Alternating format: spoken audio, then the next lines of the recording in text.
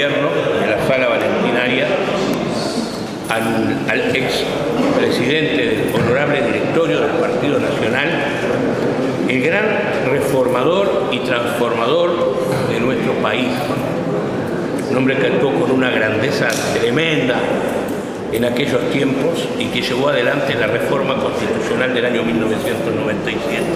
30 años, doctor Volonté, de esa reforma, de la cual usted, en representación de nuestro partido, como presidente del honorable directorio, llevó adelante, y que a nosotros, la gente del interior, nos ha ayudado tanto, porque gracias a esa reforma tenemos, además de tener, como nos gusta decir a nosotras, las mismas obligaciones, tenemos también los mismos derechos.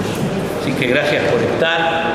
Vamos a conmemorar estos 30 años de esta reforma que llevó adelante el Partido Nacional.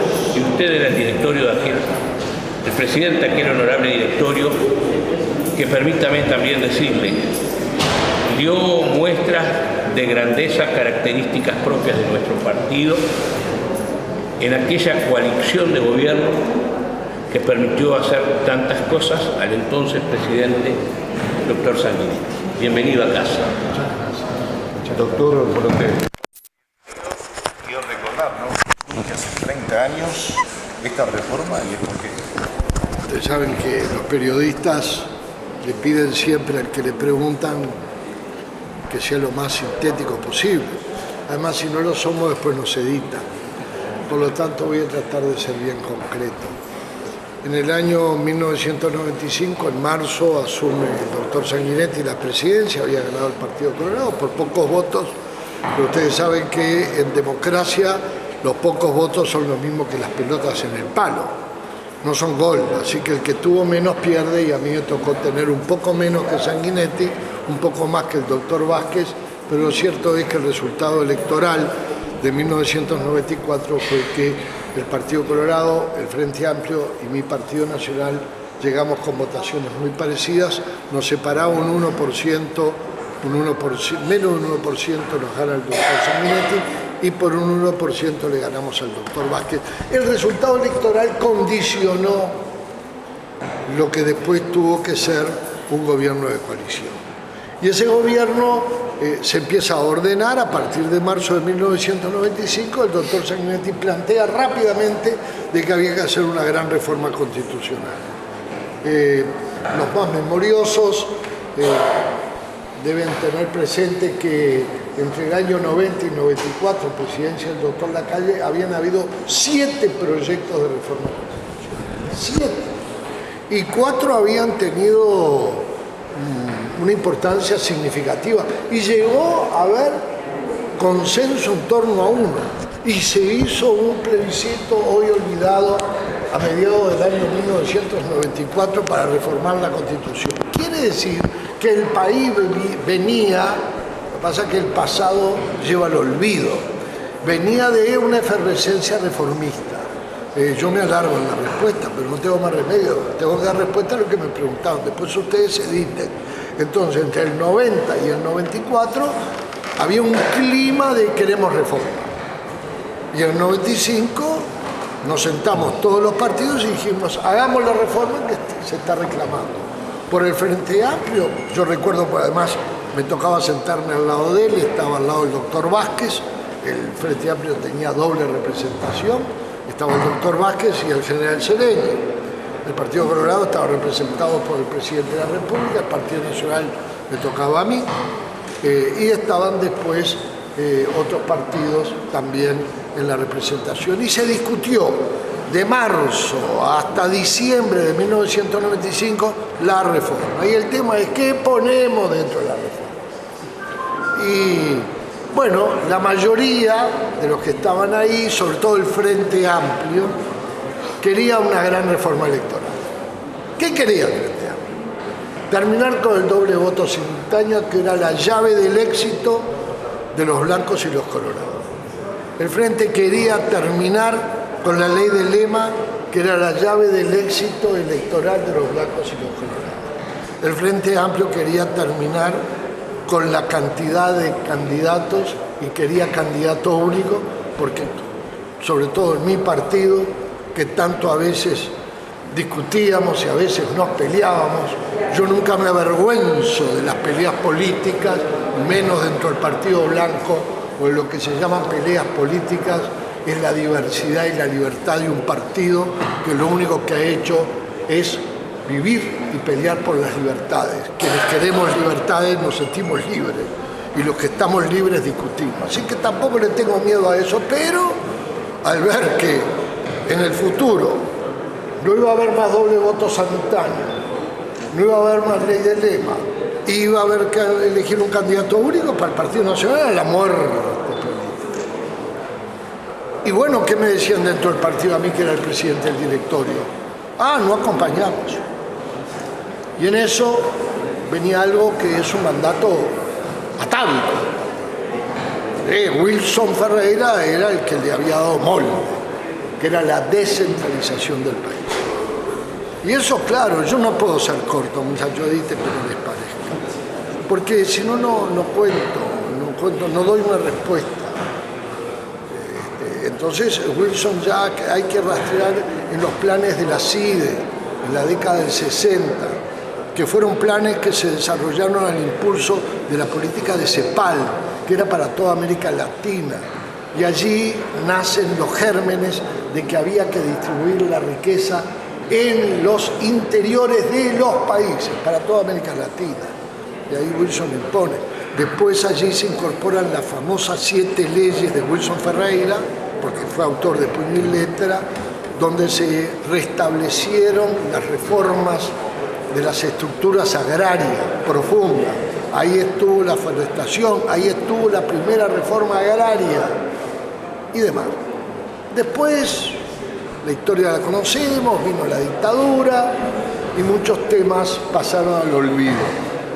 Wilson, sin embargo, en la campaña de 1971 había tratado de que eso no muriera. Pero, reitero, la dictadura, entre los tantos males que nos trajo, nos anestesió en muchas cosas creativas.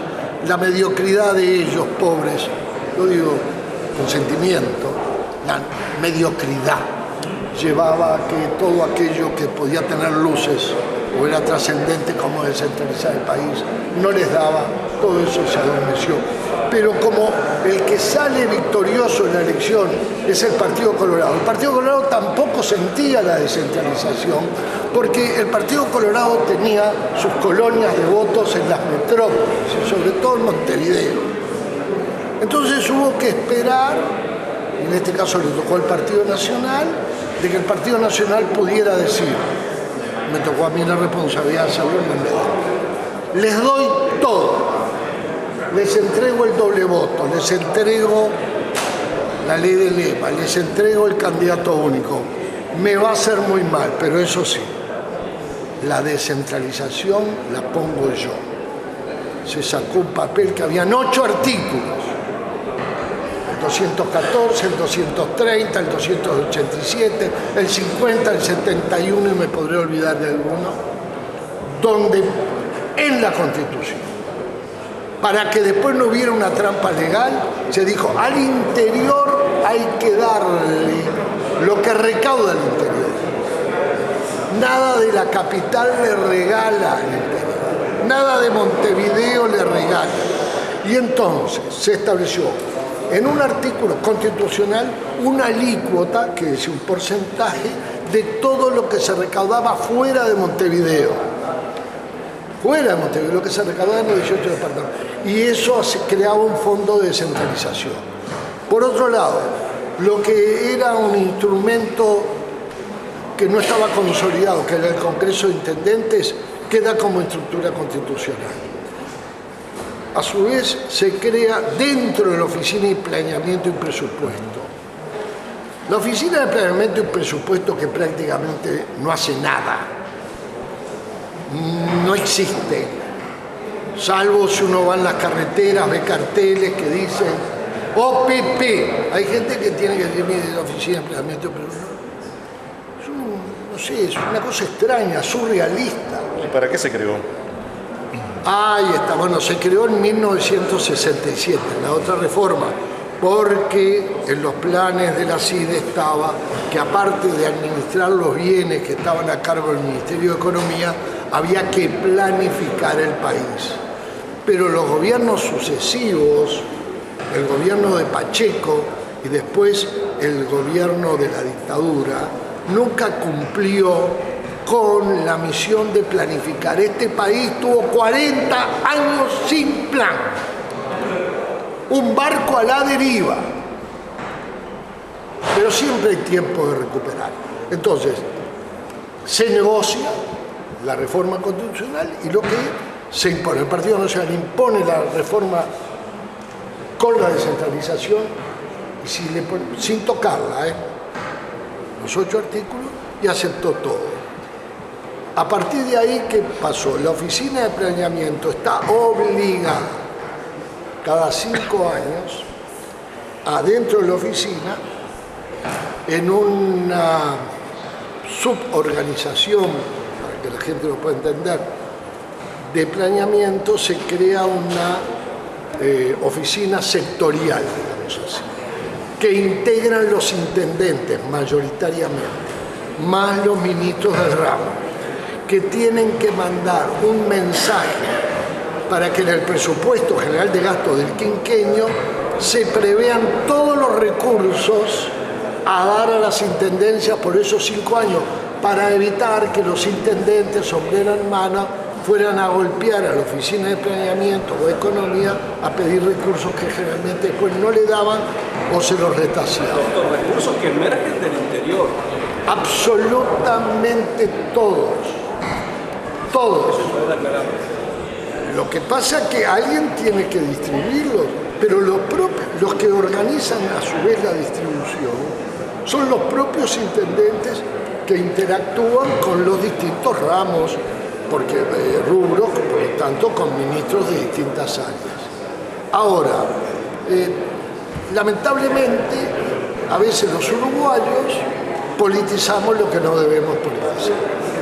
Entonces, si un país como el nuestro, si a mí me dicen, ¿cómo ves al Uruguay hoy? Blanco como soy.